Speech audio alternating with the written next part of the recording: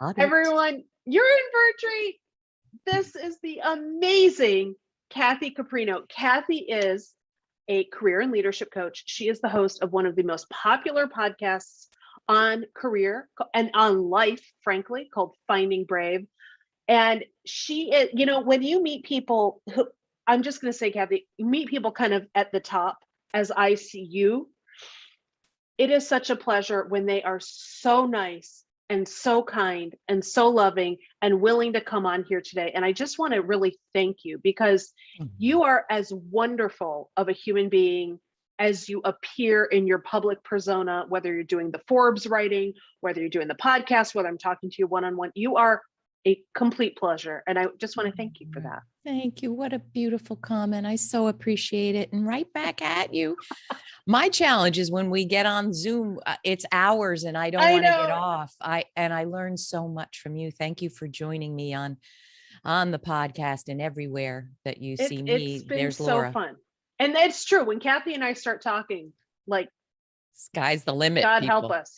Yeah. So hopefully today we'll sort of not go off the rails, but okay, we'll rein it in. So the reason I wanted to have Kathy on is because she wrote a book last year called The Most Powerful You, the 7 bravery boosting paths to career bliss. And so today we are going to talk about what she calls the power gaps. Now, Kathy, can you just tell me, like, what does that mean, a power gap? Yes, I would love to give a little context, and thank you for letting me talk about it. So a lot of the people listening might know this. I quickly had an 18-year corporate career, successful on the outside, not successful on the inside. So this is right after 9/11. I didn't understand, what am I doing? What's wrong? How do I fix this? No idea. After 9/11, laid off, then became a therapist, then a career coach. So I've been career coaching. The sweet spot is mid to high level professional women, but I've had everything, men too. And what's been interesting is, so it's thousands of people in, I counted it up, 26 countries and 6 continents. Whoa. So what happened a few years ago, and why I'm talking about power gaps, is something really, those ahas where you get out of kind of the weeds and you say, what's happening here? What I didn't understand is, what is happening that no matter where these people are calling from, no matter what country, what level, what socioeconomic level, education level, what field, what role they are, whether they're making $1 million or 10,000, they're bringing the same kinds of challenges over and over and over. So I wanted to answer 2 questions. Okay. Number one, first of all, what's missing in their life and career? And when I say career, I mean, you're working for someone else, you have your own business, you're a consultant, you're doing work. That's what I mean by a career. What is missing in their lives that is bringing them to get help? And what are they getting from the coaching process or working with me that helps them have a breakthrough? Because that's what I'm always going through, for. And what the answer was this: they are missing 2 essential things: the bravery to look head on, eyes open about what is not going well or what they're not achieving or experiencing that they need and want. But that's not enough. Bravery is great, but you also need power. And by that, I mean positive power, not the power over someone, but the power to accomplish, to be a change agent, the power to be an effective agent of change in your own life and advocate for yourself and others successfully. So but then I said, okay, can I add one more thing to that? What? I said, okay, that's all well and good, but what do you mean by power? Where are they missing it? And so after about a year of hundreds of conversations, and, I hear from a lot of people because I have a big following on LinkedIn, I started teasing out what are the most important ways we're gapped in power. And that is what these 7 damaging power gaps are. Okay, so this is incredible. And we're going to talk and have Kathy highlight what each of these areas are. Now, I want to point something out for our audience. If you are a full-time employee, you may be experiencing these. If you are a consultant or you own your own business, you may be experiencing these. And Kathy, as you said before we hit record, if you're a human being, these are human problems, not just career specific challenges. So if I understand that, it means if I don't address a power gap, is it just going to kind of like haunt me and sort of like be my shadow? So let me give some context on that. I did a survey. I used to be a market researcher, and I love both qualitative and quantitative information. So I knew this was true, but then I did a survey. 1,200 people have completed it so far, mostly women around the world. 98% of the women studied have at least one of these gaps, and 90% of the men studied have at least one of these gaps, and 75% have 3 or more. When you have these gaps, it's like your confidence, your energy, your self-trust leaks out as if it's a gap in the road. Here's the deal. You cannot thrive at the highest level and achieve your most thrilling, exciting goals when you have even one of these gaps, which means 98% of the women that I hear from, and I do believe when you're hearing from thousands, that reflects millions. I learned that in market research. We aren't thriving at the highest level. A few years ago, Laura, and a brilliant kind of energy healer therapist friend of mine said, the way I see it, Kathy, is you're leaning over bloodied, wounded soldiers on the battlefield and you're screaming, "Where is the Red Cross?" Oh, man. Now, I know that sounds deep and I know that sounds dark, but I get choked up saying it because so many women, particularly as they're rising to higher levels or their business is now making whatever, it went from 50,000 to 250 to maybe 1 million. You are bumping up against challenges that are pretty stark. And if you don't claim this bravery and power and do things to heal what's not working, you're not going to be thriving at the highest level. I am like full body chills right now, Kathy. I mean, this is part of the reason why when we talk, it's just like so kinetic, there's so much energy because I hear so much truth in what you're saying and really the ability to transform lives through this work. I want to talk about the first thing you mentioned, which is the bravery to confront things as they are. That, if I hear that, that sounds like I have to take a lot of responsibility because it sounds to me like, and I want you to explain it, but it sounds to me like I can't blame other people. I can't constantly blame the outside world for what's happening to me. How do you see that bravery going? What a fantastic question. Not many people ask this. So I want to tell you, I had all these gaps and I was, everything: sexual harassment, gender discrimination, chronic illness, no work-life balance, toxic bosses, narcissistic bosses. And waking you up. had them all. I had them all. So there is no judgment. But when I became a marriage and family therapist, I would say I can count on five fingers those concepts that rocked me to my core, that made me change my entire life. One of them is when something repeats over and over, you are co-creating it or attracting it or allowing it. Now, I want to really answer your question. And I need to say this. Every once in a while, someone will say to me, in the beginning, not so much now, "Are you blaming the victim?" And I need to say this because I was the victim of, and so are millions of women, of, sexual harassment, sexual assault. I had the harassment version. I am not blaming the victim. What I am desperately trying to do is raise us up from victimhood. Is it your fault that terrible things happen?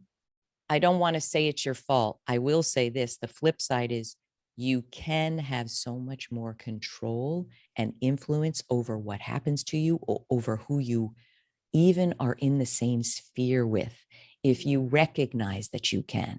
and if you do the work to become more powerful. So the answer to your question is, what was the specific question? I went off on a tangent. Did I answer it? I was saying, it sounds like when I hear you've got to confront the truth, it means you need and accept things as they are. That means I meet people, and I have been the person who has blamed everyone else, but never looked at myself. Right. And because that can feel easier, it can make us feel better temporarily, but I could never escape the problem. It would just find me in a different form. And what I realized is I can only change my circumstances.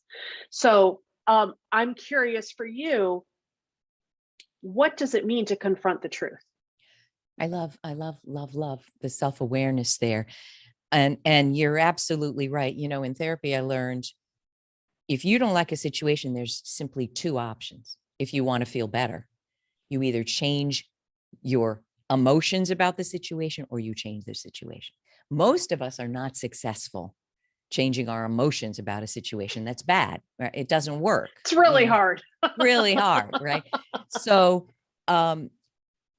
what I am saying here is there are so many components of what is happening to you that you can shift. And frankly, why wouldn't we want that?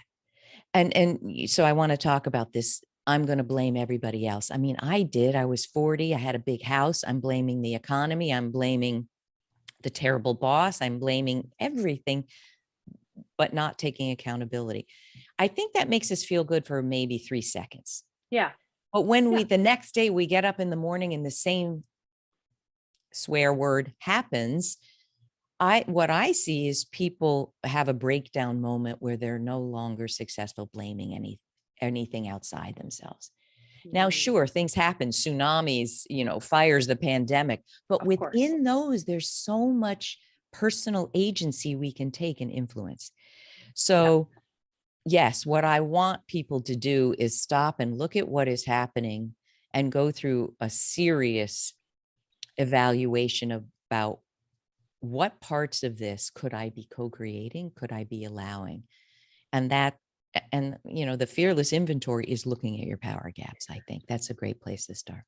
I love this. And I love the message. We're going to get into the power gaps next, but I love this message you share of reminding people that they have more power than they think. And that is one of the ways that we can ascend out of victimhood, is to realize I can, I don't have to stay here. I've certainly experienced that. You've experienced that. So without further ado, Kathy, what are these power gaps? All right, let me fly through them. And I just want to give you the percentage of people who have said yes or maybe to having this gap. And by the way, if you say maybe, you have it. Well, how do I know that? Because that's what happens when people go, I don't know, I think I have it. And I then talk to them. Oh my, they have it. Okay, here are the gaps. Okay. Are they in any particular order? I will tell you that after I read them. Yes. All right. Gap number 1 is not recognizing your special talents, abilities, and accomplishments. I'm just going to give you the mindset that I hear over and over and over, which is, for that one, I have no idea if I'm special and if I stand out in any way. How many people? 63% of the women studied say that. However, it's about 100%. And I know this because I have a thing called the career path assessment, 11 pages of questions I wish someone had asked me 40 years ago. And one of the questions is, after looking at every job you ever had, what you loved, what you hated, what you accomplished that was something you're proud of, I ask, what are your special talents? You would not believe the runaround I get. Either they leave it blank, or they say, I don't know, I'm a good listener. And here I'm talking to, epidemiologists and people at the UN and, people running pharmaceutical companies. They don't recognize it. Now, I need to say this. There's a reason for all of these gaps that women face more than men. And I'm going to have everybody keep on listening and I'll tell you what that reason is. Okay. All right. Number 2 is communicating from fear, not strength. 70% of the women What does that look like? Yeah. What it means is you're afraid to speak authoritatively. You're afraid to speak well of yourself. You're basically communicating kind of at all points from a place of fear and reluctance and insecurity instead of assertiveness, Wow. confidence, and authority. Right. Number 3 is reluctance to ask for what you deserve. Don't get me started on that one, Kathy. 77%, Laura. Yeah. And what this means is I'm not sure of what I deserve, and I certainly don't know how to ask for it. I mean, I live this, I'm a woman and an older woman. I live this. I have to overcome this probably every week. I'm going to ask something more of a partner, something more of a teammate, more money. All right. So, but especially, I just want to say, if you grew, for those listening, remember, this is part of the, why don't we ask for what we deserve? There can be a lot of reasons. I can say one reason is how you're raised. You're told or you're penalized for asking. I mean, I can say that from my upbringing for sure. If I ever asked for something or rocked the boat, God help us all. So I mean, love my parents, but everyone's got their challenges, right? So that for me, when I got into full-time work, I don't know that the audience has heard this. My last full-time job, I was making $85,000. I thought I was doing really well. I talked to my coworker's husband, similar role, different company, similar size company. And his jaw almost dropped on the floor when I told him what I was making. He said, you should be more than double that. And why? Because I had never asked. No. I was too scared. I didn't know how to do it. I didn't know my worth. And so I share that with the audience because you don't know what you're leaving on the table if you don't ask. Oh, it's so true. And I'm going to stop here and say this. Listen, here's the deal. This is not to bash men in any way, but we are in a patriarchal world, especially in corporate America, where leadership is primarily at the top levels men. Well, quickly, I want to share this, and I want everybody to think about it. In a patriarchal world, everyone knows what being masculine is, and everyone knows what being feminine is. And I'm saying it with quotes. Being masculine means you're strong, you're not vulnerable, you're not emotional, you get things done, right? You're not weak. Being feminine is pleasing, malleable, accommodating. Just even listen to the difference in my voice when I say these two things, right?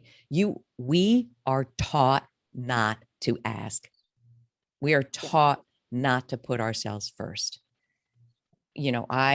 Back in corporate life, I remember a boss called me a buzzsaw, and I thought, I was a director and I got things done. Is that a good thing or a bad thing? What's a buzzsaw? You get it done, Kathy. You just get it done. Yeah, I'm sorry, but do you think he would have said to the male director sitting next door to me who gets it done that you're a buzzsaw? Nobody wants to be a buzzsaw, right? It permeates. Right. But you are right. We are trained. And the other part of the story is what your particular family trains you. My mom is Greek, my dad, Italian. You didn't challenge mom. Greek mother. Oh. You didn't say, Mom, I'm not sure I agree with that. Or can I ask this question? So I grew up not able to challenge, Laura, until I became a therapist in 41. No wonder I had chronic tracheitis, infection of the trachea for 4 years. Loss of voice. I couldn't speak up. So it's definitely what the society is training you to be, and also what your individual family. And I'll leave this with this thought: you are what your childhood taught you to be, unless you unlearned it and healed it. Okay, people. All right. Wow. I mean, I need a drink. Can we go have a drink? I mean, this is deep. This is really I'm about to burst out crying. I've got to call my dad. I hope people don't say, "Oh my God, I came on here to laugh, and what am I getting here?" or this enjoy is great. myself. That was All the right. third power gap. Okay, so the fourth one. Isolating from influential support, 71%. What are we doing? We are reluctant to network. Some people are just grossed out by the idea of networking. Yeah. They don't know how to get mentors and sponsors. And the key thing here is we want people higher level than us, farther down the path. Judy Robinette, my wonderful mentor, has said women often network in the wrong room. They're networking with people who are stuck at the same levels they are. Not stuck. I mean at the same levels they are. Yep. We have to get over this, right? We've got to start building a network that helps us. Number 5 is acquiescing instead of saying stop to mistreatment. What does this mean? Somebody asked me, what does acquiescing mean? It means you're not taking action when something's wrong, when something's unfair. And of course, now people are going to go, yeah, I can't speak up. My boss is a narcissist and he's hurting me. I'm going to tell you, because I've been through this personally, there are ways that we can get help. Maybe it's not through HR. Maybe it's not telling your narcissistic boss, but you can go see a lawyer. You can talk to your mentor who has more power than you. There are ways, but we cannot watch mistreatment continue to happen to us and around us and say nothing and do nothing. Absolutely. And that is 48% said that they're having that. You know what? It's more than that, because I think people don't want to admit that they're doing nothing. That's a hard realization. That's a hard truth. It's hard to live with yourself. It is, especially when, I remember back in the day, the way we would deal with stuff is we'd go out to drinks with our colleagues and complain. And at the end of the day, that's not going to solve the problem. That's maybe you need to vent. I get it. But taking action, right, closing that power gap. Taking accountability. Yeah. We're not just a victim in our work culture. We can have a say, but it's got to be done right. Don't get me wrong.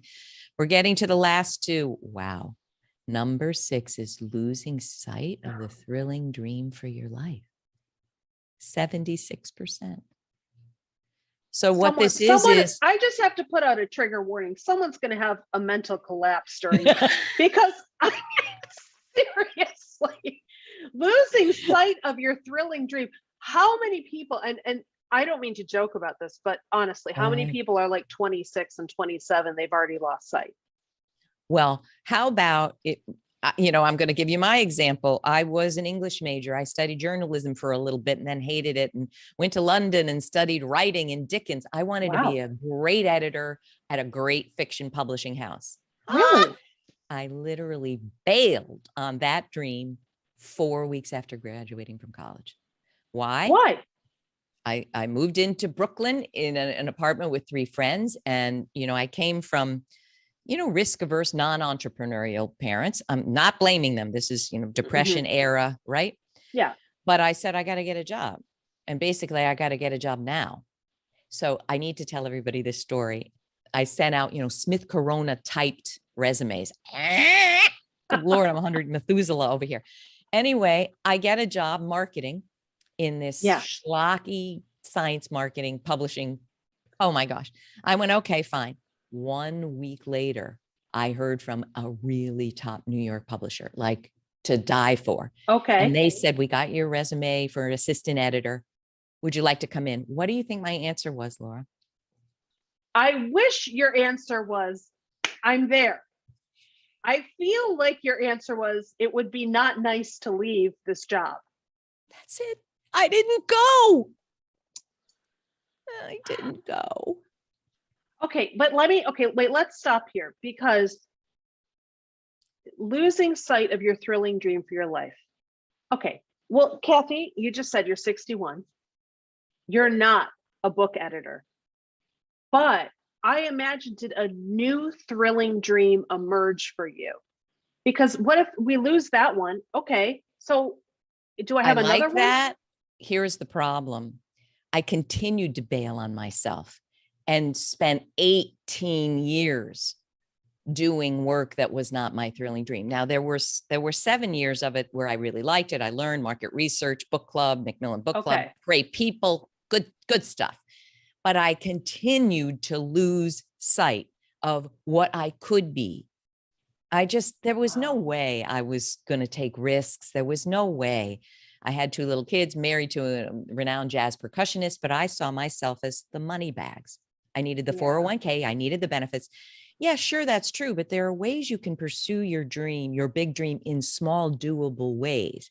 I didn't think I could until I was laid off at 41 and crying in my therapist's office. And he said, I know this looks like the worst crisis you've ever faced, but from where I sit, it's the first moment you can choose who you want to be in the world. Who do you want to be?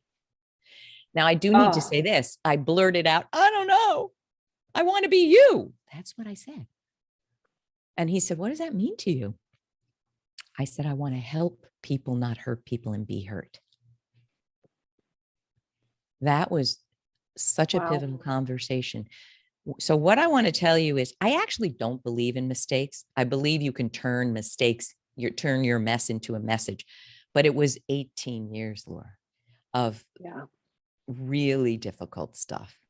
Yeah.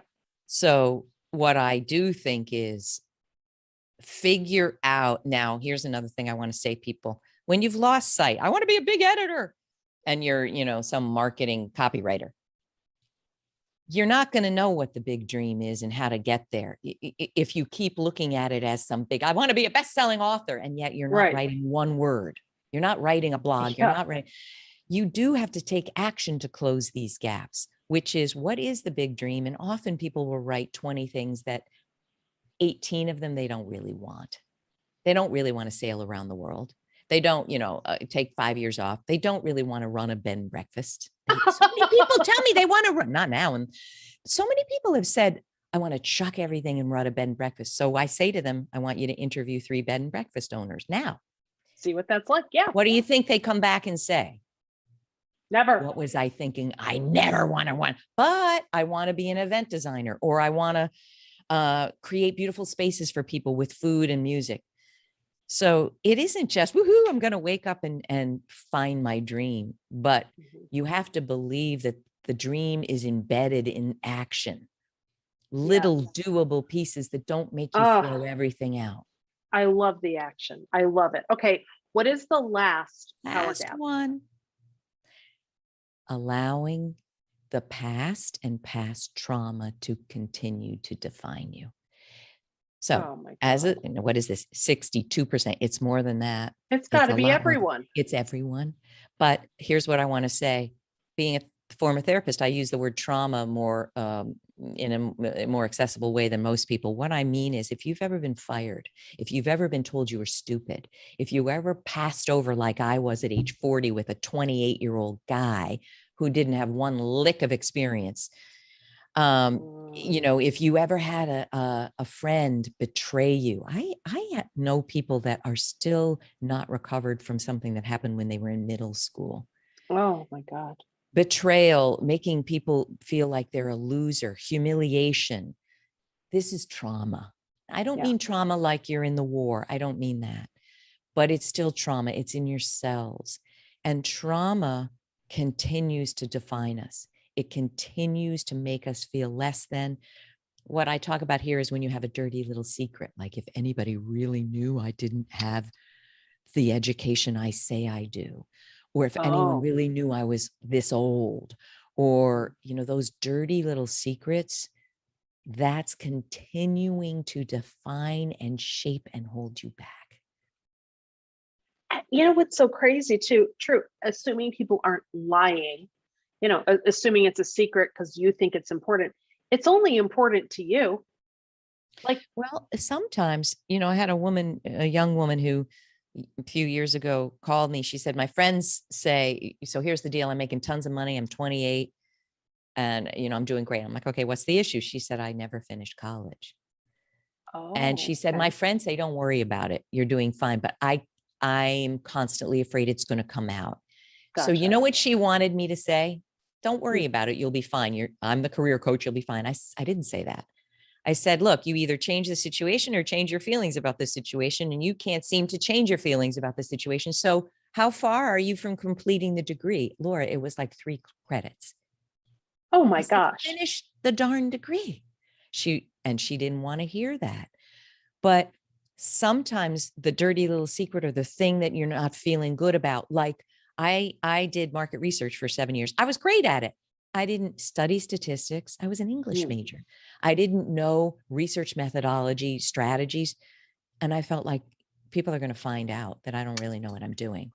Why didn't I go and ask my employer, hey, listen, I'm 5 minutes from NYU. Do you think you could pay Right. for a statistics class? They Yes. would have. They would have, but I But never asked. something in you wanted that to hide that. And I kept feeling like somebody's going to find me out here. And at a certain point, I was starting to do kind of big research, like should our company buy Weekly Reader, Yeah. big magazine for children, and our parent company, I would present to the parent company the research, the surveys, you can't be doing that and think you're not good enough. Right. I mean, what an awful Right. mindset. Totally. So most Wow. of these things are things you can do something about. I mean, when I look at this list, I'm going to be really honest with you. When I look at this list, I have to ask myself how allowing past trauma is defining me. I think that is so, for me, just like, oh my God, like what is my role? What is my responsibility? How is that coloring the way I look at the world? And I hope for those who are listening, you're seeing a spark of something here that says, oh, that could be me. Oh, that might be something that I have to look at. Kathy, is it a different solution? It must be a different solution for each power gap. Is that correct? And yes, but I would say there's steps, not solutions. Okay. Why do I say that? Because if someone's listening saying, I think I have all of these. I mean, people say this to me. People still fill out the survey. I have a power gap survey. We can link to that. I don't want this. I'll really be totally honest. I don't want this to discourage you. If you can recognize this, then you can take steps. So yes, for instance, not recognizing your special talents. If you can't see that, then you need outside help. Get a friend, a former boss, people, your family. What do you think is special about me? Why did you enjoy working with me? They're doable steps, but you do have to stretch out of your comfort zone. Forget the comfort zones are not comfortable. They really aren't. They're so uncomfortable, they're so anxiety provoking. And it's like you're in a box with a tight lid. So yes, they're going to stretch you, but each one of these has a series, and the book, The Most Powerful You, features 30 plus national experts on all the topics that are involved in this, how we communicate, how we find a mentor, how we overcome this one thing. Like for me, not being able to speak up, not being able to challenge. Mm-hmm. It is so powerful. So for everyone listening, check out the book. It is called The Most Powerful You. I've read it. It is important. We need to be talking about this. And as you said, it doesn't, it's like, I learned about that system called Kaizen many years ago, of taking small, it's what Toyota uses in their sort of product life cycle of we just take small, continuous improvements, small steps, baby steps. That's it. Those baby steps are going to create breakthrough like you wouldn't believe, much more than that one cataclysmic, incredible one, because you can take a lot of baby steps over a period of time that is exponentially helpful. Absolutely. So for everyone who's listening who wants, listen, we are mid-October at this point, okay? We are coming up on January. We are coming up on the end of the year. And I want to tell you, if you're ready to do something to make 2022 different, start now. And I want you to start by checking out Kathy, because this is important stuff. Kathy, where can people go to learn more about you, to take some of the assessments and quizzes you've mentioned? Where do we send them? Awesome. So easy. KathyCaprino.com. Right there that's the hub for all of it. You can find free training, assessments. It's all there linked. I would definitely head over to, and under the assessments, there's the Power Gap survey. Take the survey and see which ones are most relevant for you. Check out the book, The Most Powerful You. You can find that on Amazon and anywhere you get your books. I do have a digital course now that is the companion to the book. You can find that at mostpowerfulyou.com. And I do want to say I'm beyond thrilled that after all these years, after writing over 1,000 posts, 1.5 million words, Laura, oh my goodness, 2 books, we have launched a new digital newsletter called Your Path to Career Bliss. So if you want once a month, a very affordable resource that features one topic a month, and these are the most important topics I'm hearing about. How do I pivot, or do I have a wholesale career change? How do I network? How do I ask for what I deserve? That's your place. And that is at kathycaprino.com / newsletter, which is I going to be love it. available October 15th. There it is. Okay. And anyone can reach out to me on LinkedIn if you've got a question. I'm taking live questions, Laura. People Are can you? submit them through SpeakPipe, an audio platform on my website, and we're going to take questions every month on the podcast. I love and the newsletter. So there they go.